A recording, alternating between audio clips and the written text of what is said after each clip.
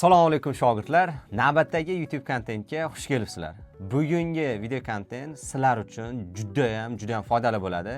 Sababi juda ko'pchilik o'quvchilar qiladigan top 10 ta xatoni ko'rib chiqamiz. Ya'ni ingliz tili o'rganadigan va o'rganish paytida qiladigan 10 ta xatoni qilishadi va aynan mana shu xatoni qilish natijasida juda ko'pchilik o'quvchilar misol uchun seferdan B1 olishadi yoki A topshiradigan bo'lsa 5 bo'lib qoladi yoki bo'lmasa 4,5 bo'lib qoladi yoki bo'lmasa qisqa muddat ichida natija qila olmaydi. Agar hozir aytadigan 10 ta xatolarim sizda bor bo'ladigan bo'lsa, darhol to'g'rilashingiz va aytadigan maslahatlarimga amal qilishingiz kerak bo'ladi. Shunda siz ham tezroq natijaga chiqasiz, ham kamroq plyusni havoga uchirgan bo'lasiz. Bo'lmasam boshladik. Birinchi xato, ingliz tilini o'rganishda, ayniqsa 0 dan boshlaydiganlar yoki elementary, pre-intermediate darajadagi o'quvchilar eng katta xatolardan bittasi bu so'zlarni faqat yo'llashga odatlanish.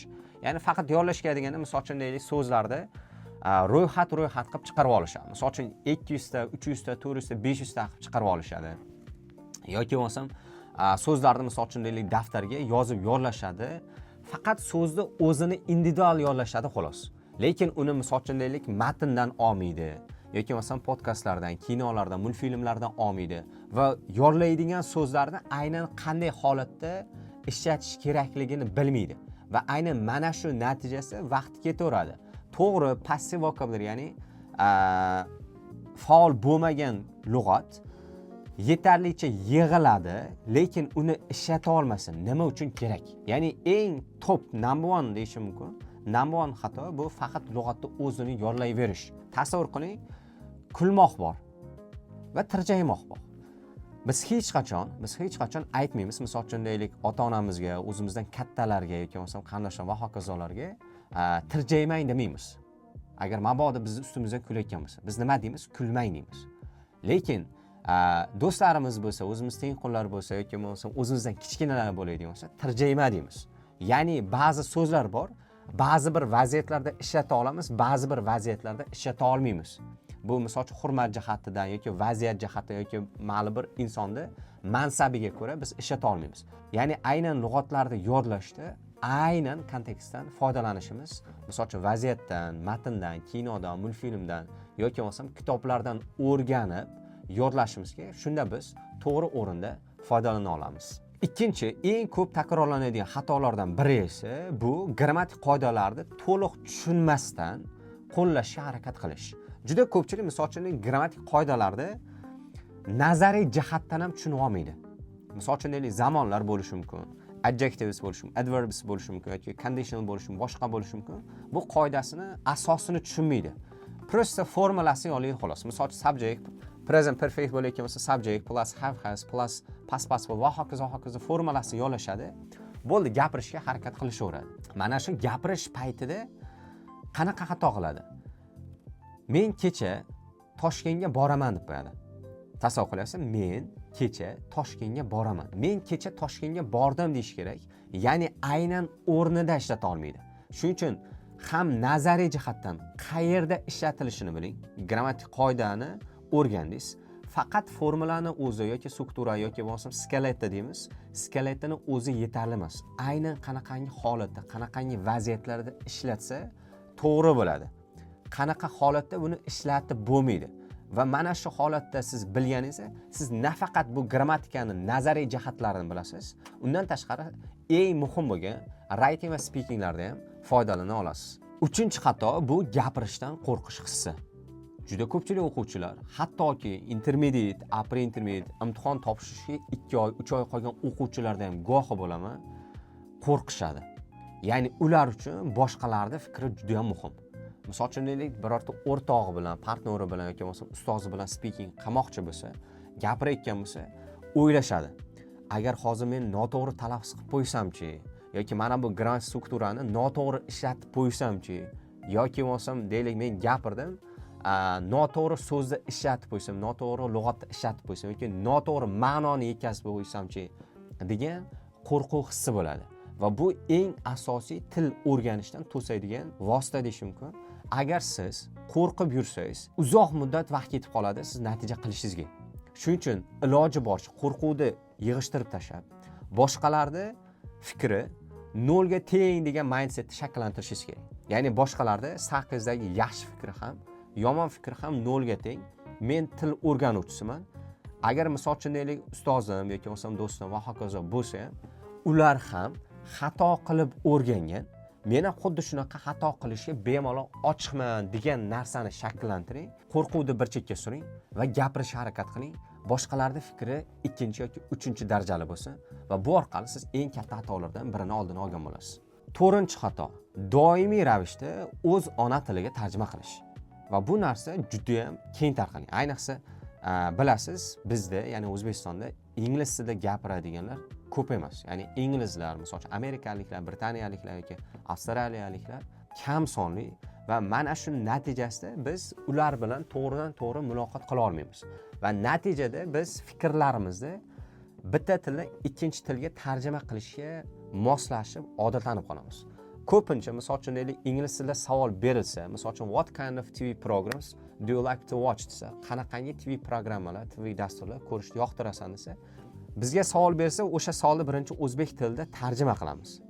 Va o'zbek tilida keyin g'oyalarni yig'ishga harakat qilamiz. Va shu yig'gan g'oyamizni ingliz tiliga tarjima qilishga harakat qilamiz. Va mana shu proses bizda ongimizda va bizda tilimizda ma'lum bir vaqt oladi. Va tabiiyki bizda kabi pauzalar ko'payib ketadi. Shuning uchun imkoni boricha so'zma-so'z yoki bo'lmasam gaplar tarjima qilishda translation qilishga harakat qilmang.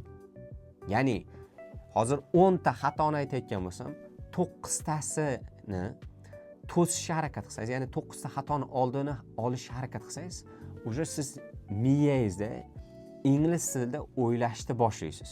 Va ingliz tilida o'ylash uchun sizga immersion based approach yordam beradi. Ya'ni sho'ng'ib ketish usuli deymiz. Misol uchun ko'radigan hamma narsangiz, misol uchun kinolar, multfilmlar, o'qiydigan kitoblaringiz, ko'radigan kerak bo'lsa reklamalaringiz, hattoki telefoningizdagi nastroyka bo'lmasdan setting shaklda bo'lishi kerak. Ya'ni telefoningizda ham hattoki ingliz tilida tashlashingiz kerak bo'ladi va mana shu narsani biz immersion based approach deymiz. Ya'ni siz sho'ng'ib ketasiz. Ko'radigan narsalaringiz, eshitadigan narsangiz hammasi ingliz tilida bo'ladi va siz shuni natijasida o'zbek tilidan ingliz tiliga tarjima qilmaysiz. Hattoki matn o'qiyotgan paytda, misol uchun deylik, matnni o'qiydi, o'zbek tilida tarjima qiladi, lekin tarjima qilish paytida noto'g'ri tushunadi. Umuman boshqacha tushunadi. Va shuning uchun eng number one usul bu immersion based approach, ya'ni to'g'ridan to'g'ri tushunishga harakat qilish metodi hisoblanadi. 5-xato. 5-xato faqat grammatikadan yoki kitobdan o'rganish tilni. Ya'ni tilni faqat kitobda o'zidan o'rganishning iloji yo'q. Siz misol uchun deylik, kommunikatsiya qilishingiz kerak. Deylik, chet elliklar bilan, ustozingiz bilan yoki kimdir bilan gaplashishingiz kerak. Yoki bo'lsam essay yozishingiz kerak, yoki letter yozishingiz kerak, yoki bo'lsam chuqur ma'nodagi turli xil shaklda kommunikatsiya qilishingiz kerak bo'ladi va buning uchun faqat grammatikani o'zi yetarli emas. Faqat kitobda o'zidan foydalanishni o'zi yetarli emas. Siz undan tashqari, misol uchun kinolar ko'rishingiz, intervyular ko'rishingiz, multfilmlar ko'rishingiz juda ham sizni progressingizni tezlashtiradi. Sababi juda ko'pchilik kitob olishadi. Misol uchun Roundup degan kitobni yoki Grammarway degan kitobni olishadi, o'qib yurishaveradi. 6 oy, 8 oy, 1 yillab yurishadi. Juda ko'p vaqtini ketkazishadi. Lekin listening test esa ishla olmaydi. 1 daqiqalik nutq ham so'zlab bera olmaydi. Shuning uchun faqat kitobdan o'rganishim kerak ekan, faqat qoidalarni yo'lashim kerak ekan degan miyangizdagi noto'g'ri tushunchani olib tashlang. Shunda siz 5-xatodan qutulgan bo'lasiz. 6-xato. Xatolardan o'rganmaslik. Juda ko'pchilik testlar yechishadi. Misol uchun IELTSchilar Cambridge testlaridan, Seferchilar esa multi-level, master, achiever, hokazo kitoblardan foydalanishadi. Testlarda juda ko'p ishlab tashlashadi, lekin xatolardan o'rganmaydi. Til o'rganishdagi eng muhim narsa bu xatolardan o'rganish hisoblanadi. Misol uchun xatoni qilyapsiz, lekin o'sha xatoni qilganingizni tushunib yetmayapsiz. Nima xato qilayotganingizni tushunmayapsiz. Bu xato sizda qotib qolaveradi. Ya'ni siz misol uchun listening bo'yicha bo'lishi mumkin, reading bo'yicha bo'lishi mumkin. Lekin misol uchun ba'zi so'zlarni ishlatish bo'yicha bo'lishi mumkin yoki ba'zi bir grammatik qoidalardan og'zaki yoki yozma shaklda foydalanish bo'lishi mumkin. Siz xatolarni qilaveryapsiz, lekin u xatoni to'g'rilamayapsiz. Shuning uchun sizga keyingi maslahatim har doim misol uchun grammatik test eshitdingizmi, xatoingizni o'rganib chiqing. listening test eshitdingizmi? 30 tadan 28 ta yetsangiz ham, ikkita xato qilsangiz ham, xatoingizni bittalab ko'rib chiqing. Reading test eshitdingiz, 10 talik test eshitdingiz. 9 ta to'g'ri bo'lsa ham, bitta xato bo'lsa ham, o'sha xatoni ham bittalab ko'rib chiqing, nimaga xato bo'ldi. Va aynan mana shu xatolarni to'g'rilash orqali siz til o'rganishda to'g'ri yo'liga tushib borasiz va xatolaringiz borgan sari kamayib boradi va shuni natijasida writing yozganingiz, masalan, xatolarsiz kam, gapirganingizda ravon gapirishni boshlaysiz. Listening reading testlaringizda ham xatolar soni kamayib, ballingiz yuqorilashib boradi. 7-xato. Bu talaffuzga e'tibor bermaslik. Ya'ni talaffuz nutq jarayonida juda ham muhim. Lekin juda ko'pchilik talaffuzga e'tibor bermaslik xatosini qiladi. Talaffuzga e'tibor bermaslik. E'tibor bersa, men aksent haqida gapirmayapman. Bu o'zingizning ixtiyoringizda. Xohlang British accentni o'rganing, xohlang American, xohlasangiz Australian accent, farqi yo'q. Lekin talaffuz juda ham muhim rol o'ynaydi. Ya'ni talaffuz bilan aksent farqi bor. Talaffuz degani, misol uchun deylik, so'z urg'usi, gap urg'usi, intonatsiya kabi narsalar bor. Bir xilga o'quvchilarda ko'ramiz, misol uchun ingliz tilida gapirayotganda aksentga harakat qilishadi. Misol uchun deylik, internet deydi. Internet degan so'zni internet deb turib, to'g'ri talaffuz qiladi so'zni, lekin gapirishi robotga o'xshagan bo'ladi. Ya'ni hech qanaqa intonatsiya, chiqish, tushishlar yo'q, yoki bo'lmasam ravonlik yo'q, pauza, lar juda ham ko'p va mana shu natijasi speakingni past balab qo'yishadi. Shuning uchun fokusingizni aksentga qaratmang. Xohlaganingiz tanlang. Xohlang British bo'lsin, xohlang American bo'lsin, lekin talaffuzingizga juda ham ko'p fokus qaratishingiz kerak. Sababi kommunikatsiyada eng muhim narsalardan biri bu talaffuz hisoblanadi. Men buni offline va onlayn shogirdlarimga mana buni tushuntirishga harakat qilaman. Tasavvur qiling, siz uyingizga keldingiz. Kechpay keldingizda, "Ayya, ovqat pishdimi?" deyapsiz. Bilasiz? Ayya deb aytilmaydi, ayya deymiz. Yoki bo'lsam tasavvur qiling, uyingizdan chiqib ketyapsiz. Dadangizdan pul so'raysiz. Dada pul bering demaysiz. Dada deymiz. Ya'ni dada urg'u unaqa bo'lmaydi. Dada oddiy. Yoki bo'lsam kitob bering demaymiz. Kitob bering deymiz. Mana shu narsani biz talaffuz deymiz. Mana shunday talaffuzga urg'uni berish orqali to'g'ri gapirish etabiga yetib kela olasiz va shunda sizni talaffuzingizni eshitgan odam ham mazza qiladi. 8-xato esa so'z boyligi, ya'ni vokabulariga urg'u bermaslik. Ochig'ini aytaman, lug'at til o'rganishda eng asosiy vosita. Ya'ni lug'at sizda bor bo'lsa, yetarlicha bor bo'lsa, keyin siz gaplar tuza olasiz. Og'zaki. Keyin siz matnni tushuna olasiz. Keyin siz eshitganingizda audioda nima ketayotganini anglay olasiz. Agar sizda lug'at yo'q bo'lsa, qanday qilib siz 4 ta skillni, listeningni, readingni, writingni, speakingni rivojlantira olasiz. Shuning uchun agar siz beginner darajada bo'lsangiz, ayniqsa elementaryda bo'lsangiz, pre darajada bo'lsangiz, juda ko'p vaqtingizni lug'at yollashga qaratishingizni so'ragan bo'lardim.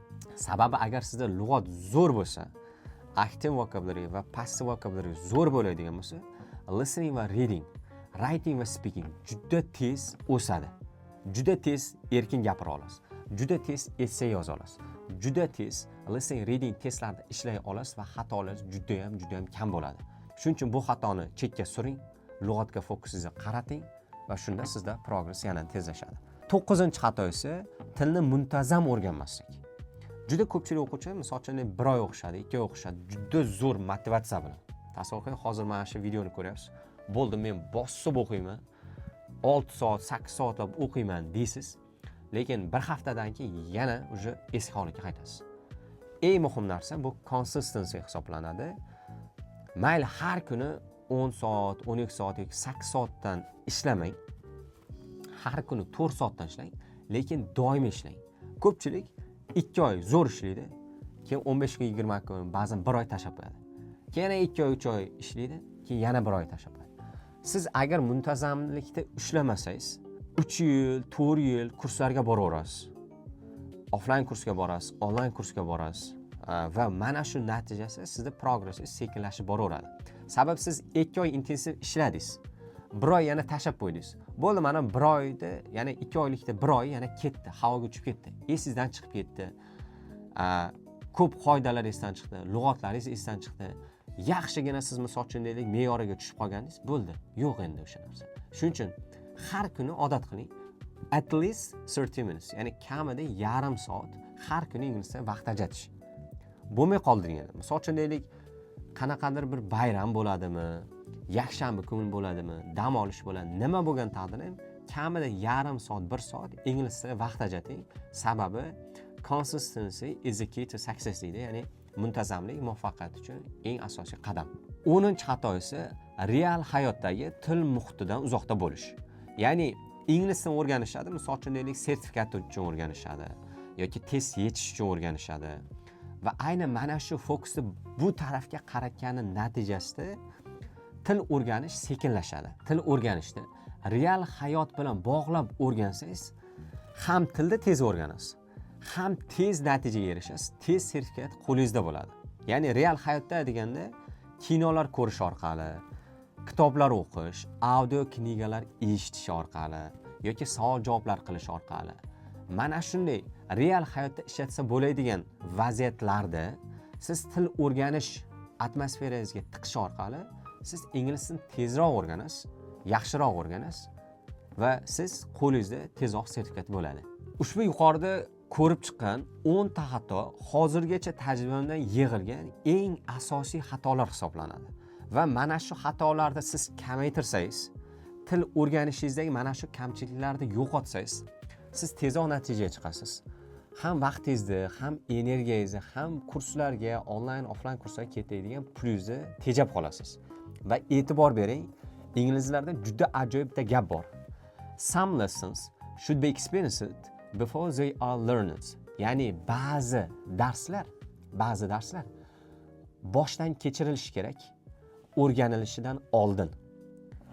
Biz aytamiz, o'qituvchi sifatida mana buni qilishing kerak, mana buni qilmasliging kerak deymiz. Lekin ba'zi o'quvchilar boshi devorga urilmaguncha xulosa chiqarishmaydi.